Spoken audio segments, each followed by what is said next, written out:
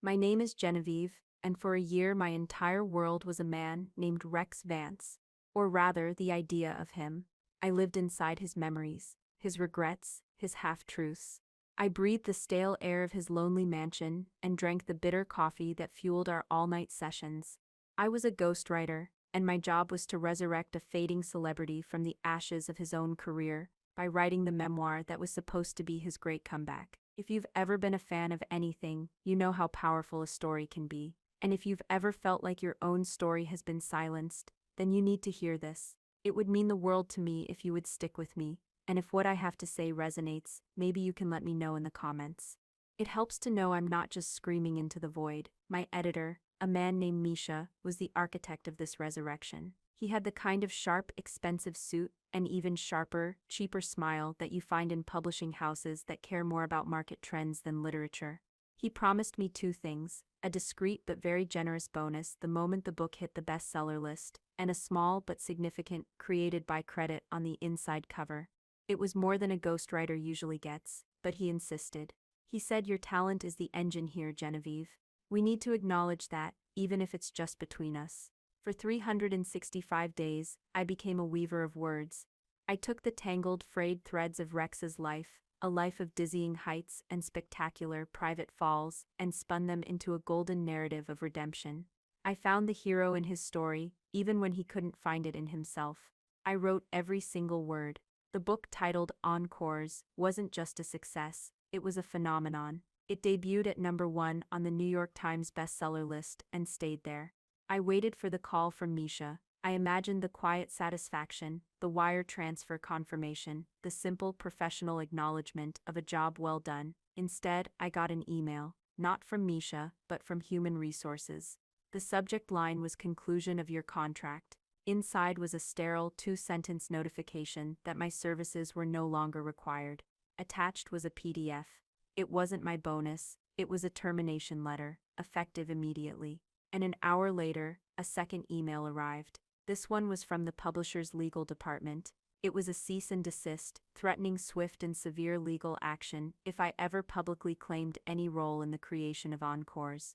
They thought I was just a naive writer, a quiet, diligent girl they could use up and discard, a ghost who would stay invisible. They didn't know that my father was an old-school investigative journalist who taught me one thing above all else: you always roll tape, for transcription purposes. Of course, I had recorded every single one of our interviews, every rambling monologue from Rex, every slick, manipulative direction from Misha. Those tapes don't just prove I wrote the book, they prove which book I wrote, and they hold the story of the one Misha made me bury. They contain every lie, every scandal, every ugly truth he carefully snipped out of the final manuscript, leaving only a hollow, polished shell. Now, a rival publisher has made me an offer. They're not interested in Encores. They're interested in the truth. They want to publish the book Misha and Rex tried to bury, and this time my name will be on the cover. The email landed in my inbox with the gentle chime of any other message, a sound completely at odds with the violent detonation it caused in my quiet, meticulously organized life. I remember staring at the screen, the cursor blinking patiently at the end of the subject line, "Conclusion of your contract." My apartment was silent, save for the hum of the refrigerator and the distant sigh of traffic 10 floors below. For a full minute, I didn't breathe. My mind, a place usually buzzing with sentence structure and narrative arcs, went utterly blank. It was a flat line. Conclusion, not "thank you for your incredible work," not "let's discuss your bonus," just a cold, clinical conclusion. My hands were resting on the keyboard, and I watched, as if from a great distance, as my knuckles slowly turned white. The click of the mouse opening the PDF attachment sounded like a gunshot in the silence. The letter was a masterpiece of corporate cowardice. It was full of phrases like, "as per the terms of our agreement," and "wish you the best in your future endeavors." It was signed, not by Misha, the man I had spoken to nearly every day for a year, but by a name I didn't recognize in the HR department. A hollow feeling began to scoop out my insides. It was the feeling of being erased. A year of my life, a year of pouring my soul into another man's story, had been reduced to a two-sentence email and a form letter. I had given them a #1 bestseller. I had resurrected a man's career, and in return, I was being disposed of like a used-up pen. I closed my laptop, the soft click of the lid sealing the verdict. I walked to the window and looked out at the city lights, a glittering, indifferent tapestry. The pride I had felt just yesterday, seeing the book cover in a bookstore window, had curdled into something sour and shameful. They hadn't just fired me, they had stolen my victory. They had made me complicit in my own disappearance. Then the second email arrived. The legal threat. That's when the hollowness was replaced by a slow, creeping cold. This wasn't just a betrayal, it was a calculated attack. They were preemptively silencing me. They knew they had wronged me, and their first move was not to make it right, but to ensure I could never speak of it. The threat was precise. It mentioned the non-disclosure agreement I had signed, twisting its clauses into a cage. They were locking the door and throwing away the key. They thought I was trapped. They thought the story was over. But I had the key. I had hundreds of them. A whole shoebox full of digital audio files, tucked away on a server they knew nothing about. The first flashback hit me then, standing in the dark of my apartment. It was the first meeting, a year ago. A conference room that smelled of expensive leather and corporate anxiety. Misha, all charm and sharp angles, sat on one side of the polished table. Rex Vance, looking smaller and more tired than his iconic movie posters, sat on the other. I was in the middle, the bridge between the two. Rex, Misha had explained, was a difficult talent. Brilliant, of course, a legend, but his thoughts were disorganized.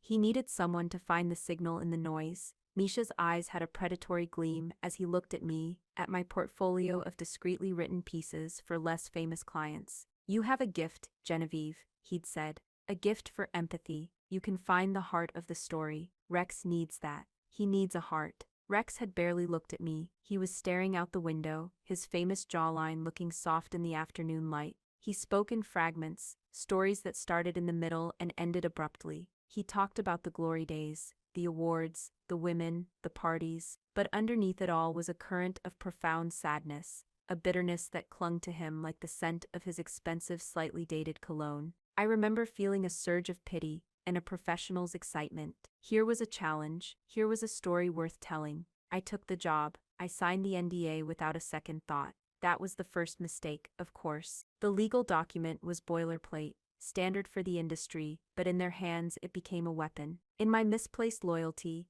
in my eagerness to prove myself, I saw it as a formality. I thought we were a team, building something together. I didn't understand that in their eyes, I was just a tool, a piece of equipment to be used and then put back in the box. That night, after the termination email, I couldn't sleep. I just sat on my sofa, the shoebox of hard drives on the coffee table in front of me. They were small, black, and dense with unspoken truths. My father's voice echoed in my head. He was a local journalist, a man who believed in the sanctity of the record. He taught me to type before I could properly write in cursive. He gave me my first tape recorder when I was 12. It was a bulky silver thing that took microcassettes. "People change their stories, Jen," he used to say. "Memory is a liar, but the tape never lies. It remembers everything." It had become a habit, an instinct. Every interview, every call, every meeting, I recorded it. Not out of suspicion, but out of a deep-seated need for accuracy. For transcription purposes, I'd say,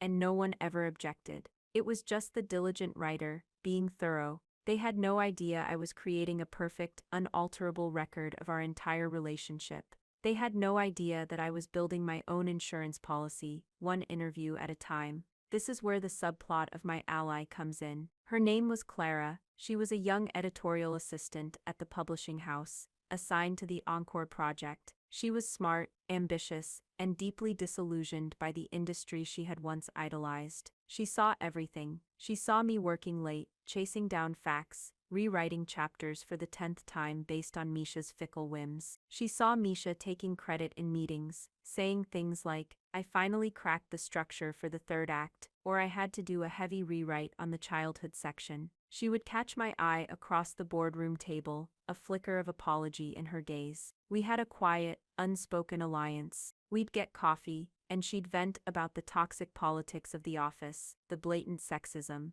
the way substance was always sacrificed for sales. I was a mentor to her, in a way. I taught her about narrative structure, about how to handle difficult clients, about the quiet power of being the most prepared person in the room. I liked her. I saw a younger version of myself in her, before a few layers of cynicism had set in. A few days after I was fired, a message popped up on my phone from a secure messaging app we'd used to share files. It was from Clara. The message was short. "They're shredding your notes." My blood ran cold. Another message came through. Misha held a meeting. He told the marketing team he wrote the last half of the book himself. He said your draft was unusable, and he had to rescue the projects at the 11th hour. The audacity of it was breathtaking. It wasn't enough to fire me. It wasn't enough to steal my bonus and my credit. He had to erase my work entirely. He had to paint me as incompetent to inflate his own ego, to cement his own narrative as the hero of the story. That was the real catalyst. The injustice burned away the shock and the sadness, leaving behind something hard and clear. It was resolve. It was a cold, quiet fury that settled deep in my bones. It wasn't about the money anymore. It was about the truth. It was about my name. He wanted to erase me. I thought, fine. Let's see who's left standing when the real story comes out. That night, I did something I hadn't done in a year. I plugged one of the hard drives into my computer. I didn't pick one at random. I picked the recording from October 12th. I remembered that day. It was late. Rex had been drinking. He was in a maudlin, talkative mood. Misha had left hours ago, telling me to just keep him talking, get the raw material. I clicked play. The audio was crystal clear, the hiss of the recorder, the clink of a glass, Rex's weird vibe filling my apartment, and then my own voice, calm and steady. "Tell me about the Vegas deal, Rex. The one that fell through in '98. The official story is that your partner embezzled the funds." Rex let out a dry, rattling laugh. "The official story. That's good, kid. That's what Misha calls it. The official story." He took a long drink. There was no partner. There was just me and a suite full of cash that was supposed to go to the casino's investors. I was in deep with a bookie. I thought I could double it at the tables, pay everyone back, and nobody would be the wiser. He laughed again, a sound utterly devoid of humor. "I lost it all in one night. The whole 2 million. My manager, a good man, a loyal man, he took the fall, said it was him. Did 3 years in a state pen for it. I paid his family, kept them comfortable, but he died a year after he got out. His heart just gave up." I remembered the chill that went down my spine when he told me. It was raw, ugly, and profoundly human. It was the heart of his downfall, the secret shame that had haunted him for decades. The next day, I brought the transcript to Misha. I told him this was it. This was the core of the book. The moment of moral collapse from which the entire redemption arc could be built. Misha had scanned the pages, his face unreadable. Then he'd looked up at me, a thin smile on his lips. "This is brilliant, Genevieve. The way you got him to open up, truly masterful. But we can't use it." "Why not?" I had asked, bewildered. "It's the truth." He'd leaned back in his chair, steepling his fingers. "It's the wrong truth. It's messy. It makes him unsympathetic. Our readers want to forgive a man who was wronged. They don't want to forgive a man who let his friend rot in prison to cover a gambling debt. We'll stick with the embezzling partner story. It's cleaner." He'd slid the transcript into a folder and closed it. "Good work though. You have a real knack for getting to the core of things. We just need to polish that core until it shines." Listening to the tape now, I could hear it all, the truth. And in that moment, I knew what I had to do. This wasn't about revenge. It was a phrase that would loop in my mind for weeks to come. It wasn't about destroying Misha or Rex. It was about honoring the story, the real one, the messy one. The one that a good man had died for. I owed it to him. I owed it to my father's memory. And I owed it to myself. I opened my laptop and began to write a new email. It was not addressed to Misha or the publisher. It was addressed to a woman named Eleanor Vance. My plan began not with a bang, but with a quiet, methodical act of organization. For 2 full days, I did nothing but listen to the tapes. I sat in my silent apartment, the city's hum a distant backdrop, and I immersed myself in the raw data of the last year. I wasn't just listening for bombshells. I was listening for the fine threads of creation. I was tracing the architecture of the book I had written. My father had taught me more than just to press record. He taught me to catalog everything. "A disorganized archive is just a pile of junk, Jen," he'd say. "The power isn't in having the information. It's in being able to find the right piece of it in under a minute." So for a year, alongside writing, I had been building a secret index. Every recording was time-stamped, transcribed, and cross-referenced with the corresponding chapter in the manuscript. I could, for example, take the soaring inspirational paragraph on page 212 of Encore's about overcoming failure and trace its DNA. I could pull up the audio file from a rainy Tuesday in May, where Rex, slurring slightly, rambled for 20 minutes about a failed restaurant venture. I could highlight the 3 sentences in that incoherent monologue that contained a kernel of an idea. Then I could pull up the recording of a phone call with Misha, where I pitched him my idea for shaping that failure into a lesson on resilience. I can hear his voice, clear as day, on the tape. Yeah, that's good. Make it sound like he learned something profound. Spin it. That's what you're good at, Genevieve. Spinning. I had this for every single page. I had the raw material, the editorial direction, and the final product. The tapes weren't just my leverage. They were the blueprint of the lie. They proved, beyond any shadow of a doubt, that I was not just the writer. I was the architect, the engineer, and the builder of the entire damn thing. Rex was just the quarry, and Misha was the client with a list of impossible dishonest demands. This meticulous system was my foresight. It was a professional habit that had transformed into a weapon. I had backups of the backups, stored on encrypted servers on 2 different continents. The shoebox on my coffee table was just a decoy. The real archive was untouchable, a digital fortress built on my father's paranoia and my own quiet diligence. Now for the allies. I knew I couldn't go to war with a major publishing house alone. I needed someone with credibility, resources, and a reason to fight. That's where Eleanor Vance came in. Eleanor was the publisher and founder of Veritas Press, a fiercely independent house known for 2 things: literary integrity and taking big controversial swings. They published the books the big houses were too afraid to touch. I knew from industry gossip that Eleanor had been in a bidding war for Rex's memoir and had lost to Misha's publisher, who had simply offered an obscene amount of money. I suspected a woman like Eleanor, who had built her reputation on authentic voices, would have found the final version of Encore's to be suspiciously polished, suspiciously perfect. I was betting on her professional intuition. I drafted an email to her. It was short, precise, and professional. I introduced myself as the ghostwriter of Encore's.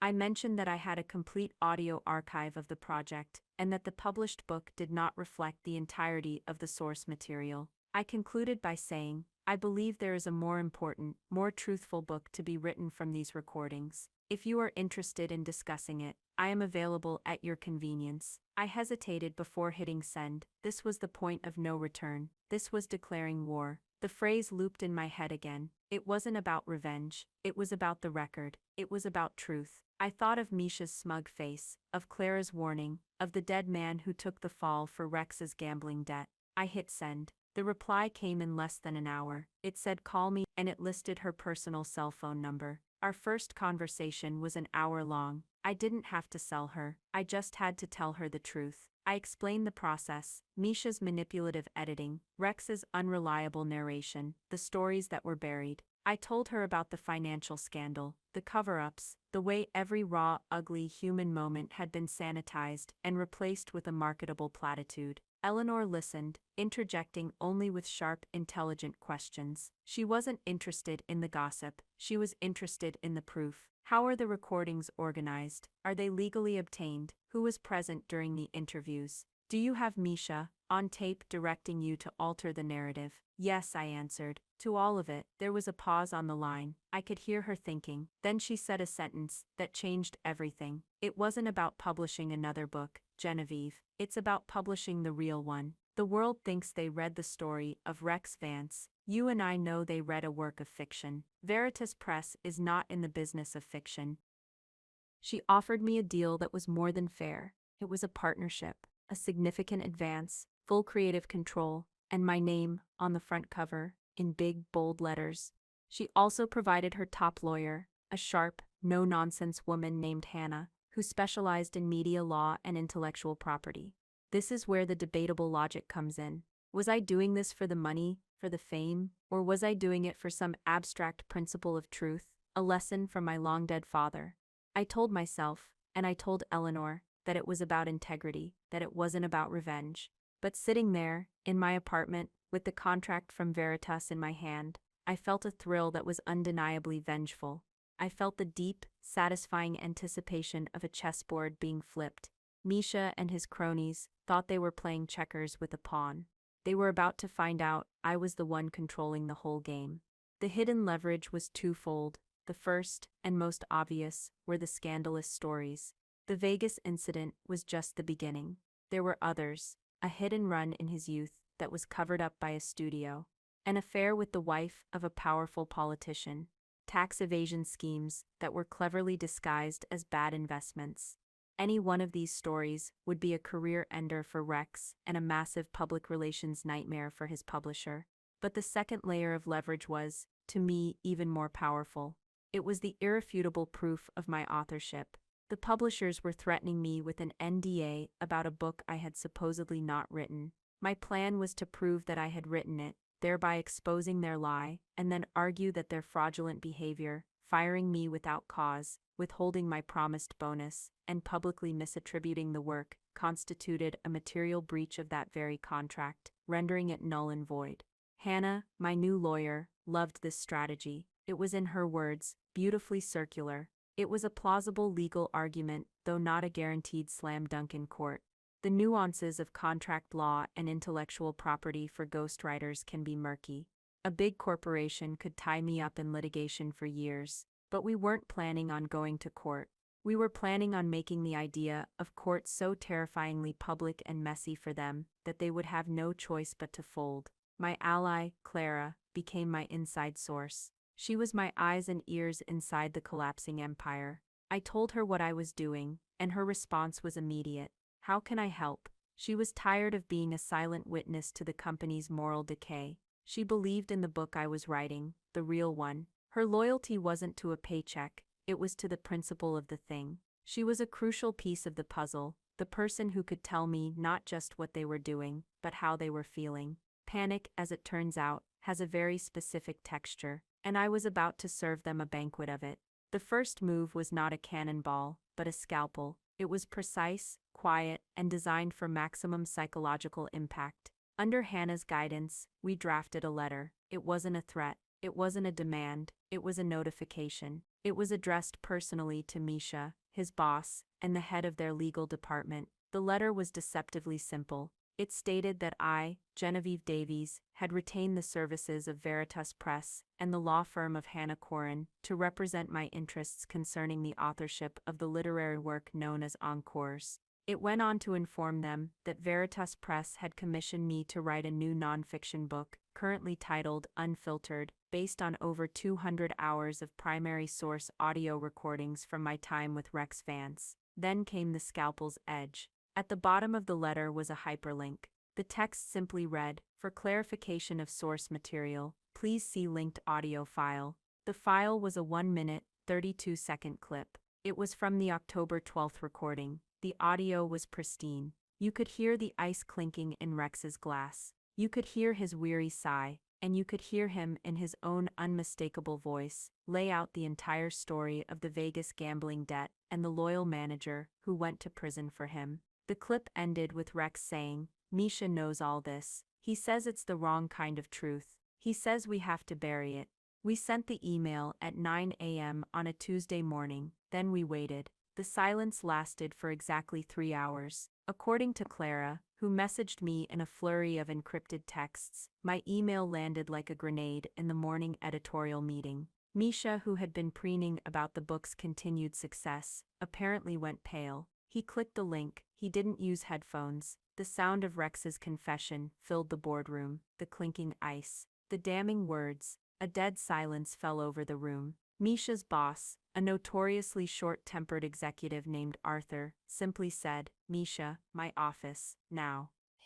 The panic began to cascade. Clara described a frantic, whispering chaos erupting on the floor. Misha was seen striding back to his office, his face a mask of fury and fear. He slammed the door. The company's in-house lawyers were summoned. Their voices, usually calm and measured, were heard rising in frustration through the thin office walls. They had built their entire strategy on the assumption that I was a nobody, a meek writer with no power and no proof. They had threatened me with a legal battle, never once suspecting that I had the arsenal to win it.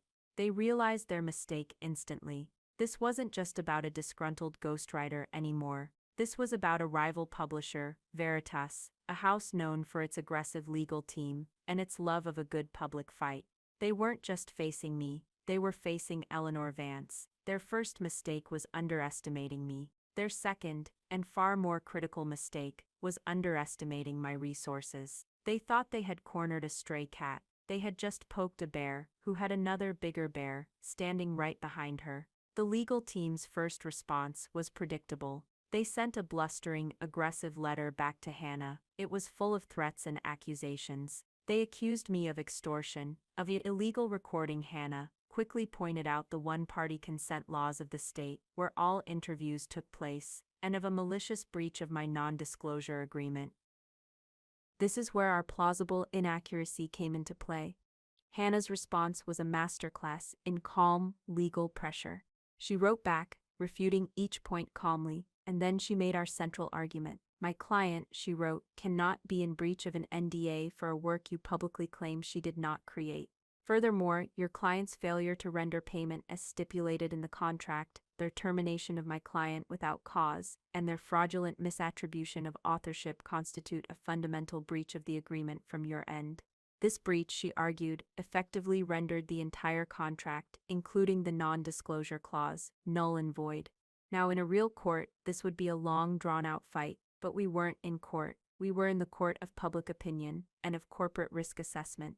The legal footing was just debatable enough to make them nervous. A lawsuit would mean discovery, and discovery would mean these tapes. All 200 hours of them would become part of the public record.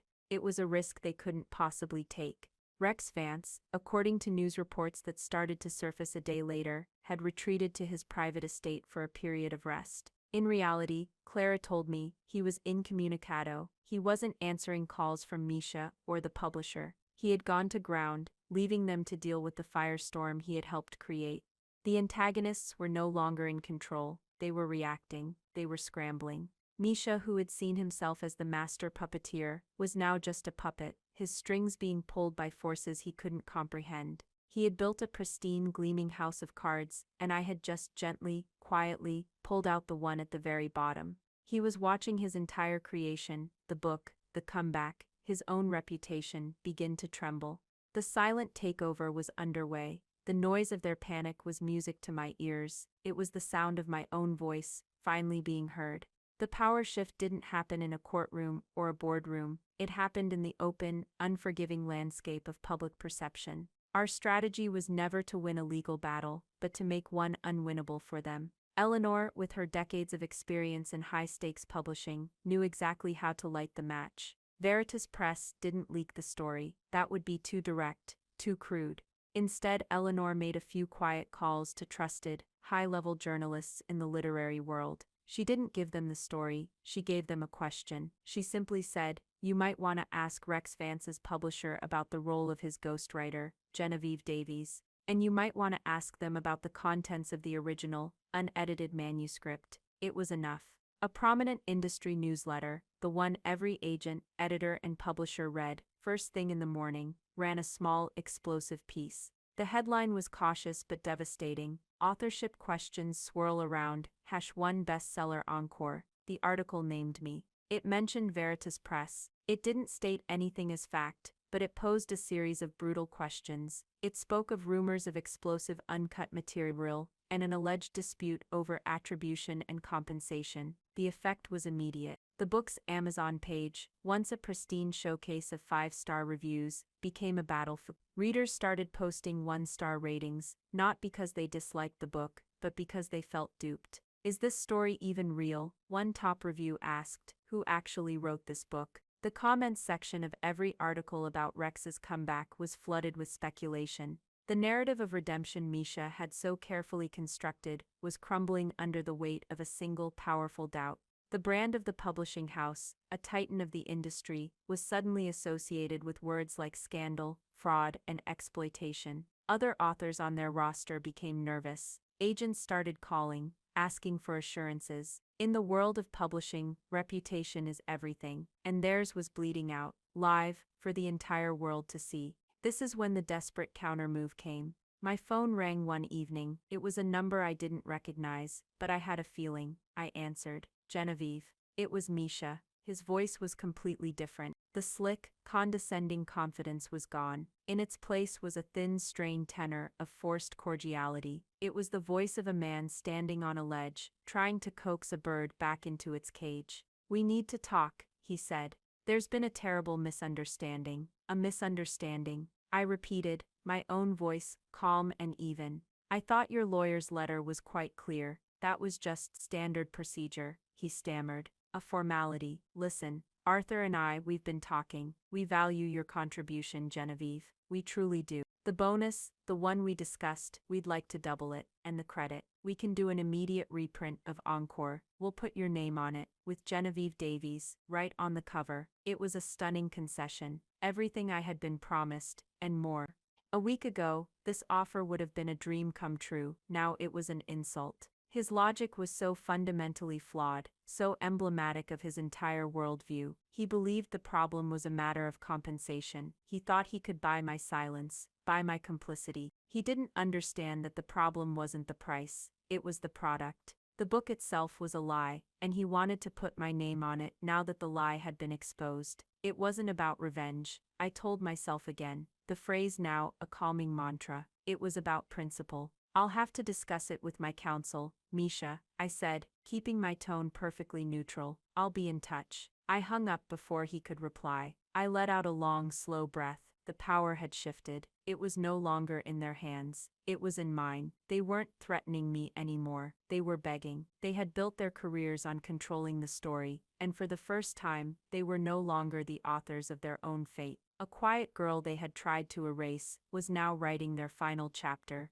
The final confrontation wasn't a shouting match. It was a quiet execution, conducted over a sterile video conference call. It was me, Eleanor, and Hannah, on one side of the screen. On the other, a row of grim faces, Misha, looking deflated and 10 years older, his boss Arthur, radiating impotent fury, and two of their top lawyers, their expressions carefully neutral. Rex Vance was conspicuously absent. He had chosen, it seemed, to abandon the sinking ship he had helped build.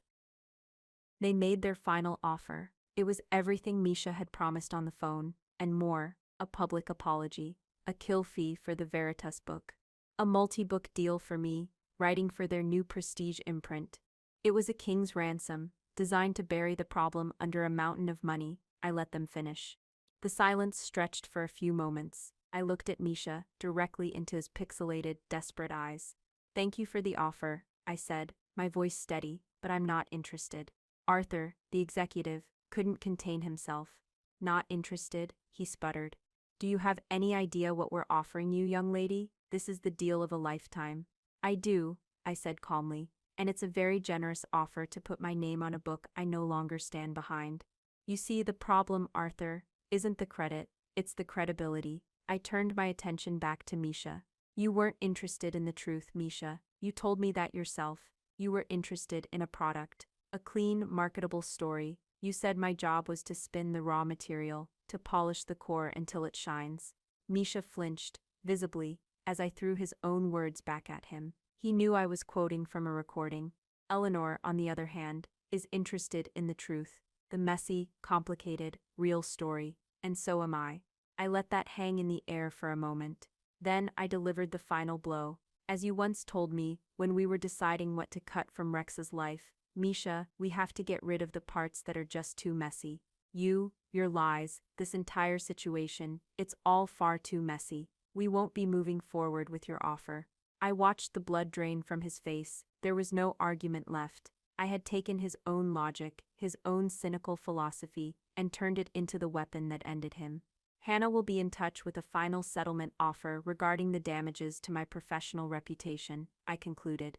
Then, with a click, I left the meeting. It was over. The aftermath was swift and brutal. 2 days later, a press release from Veritas Press hit the wire.